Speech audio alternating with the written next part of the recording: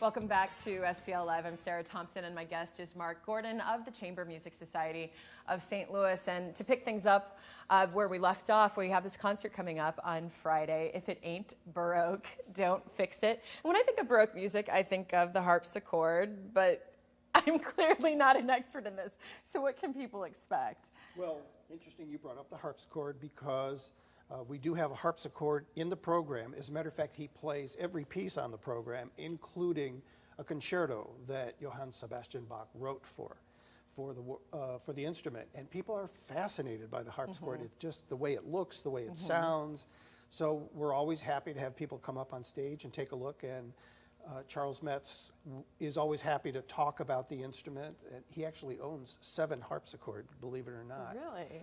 And it's just a real attractive instrument. We also on this program have 2 women who are playing the Bach double violin concerto. And that is just an amazing piece. We also have the most delightful flute concerto that imitates birds.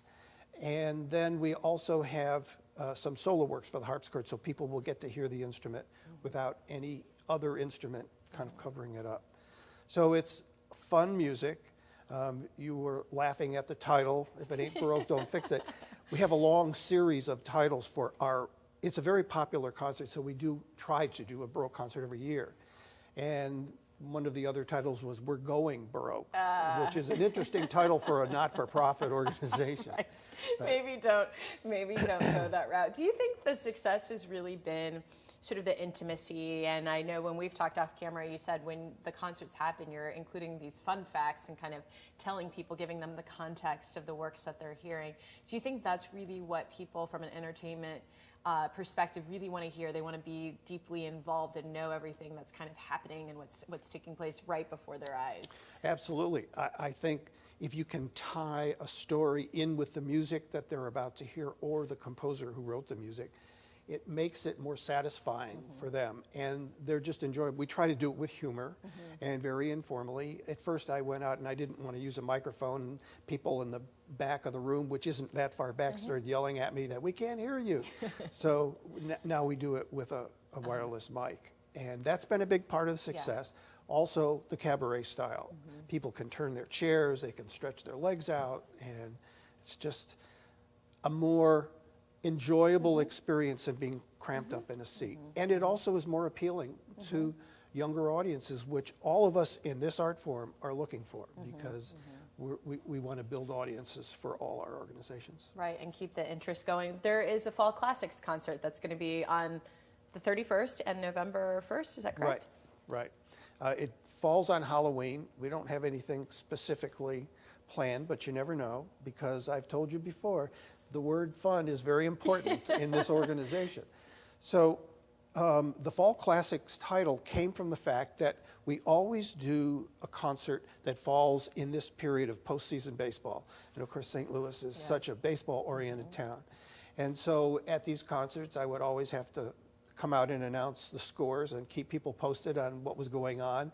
Unfortunately, this year the Cardinals are not in the running here, but we can't have it every year, right? So we decided to use that title since it was that time of year, and the pieces on the program are very well established and very popular classic works, and so that's how that fit into the title. We have to wrap things up, but I did want to give you just a short time to explain a bit more about, you have an educational component, is that correct? We do. We have a masterclass series, and it's free to the students who participate.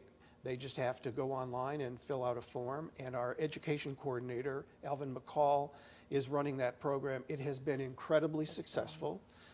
We have some amazing students that come and play, all the way down to some students who are just getting started.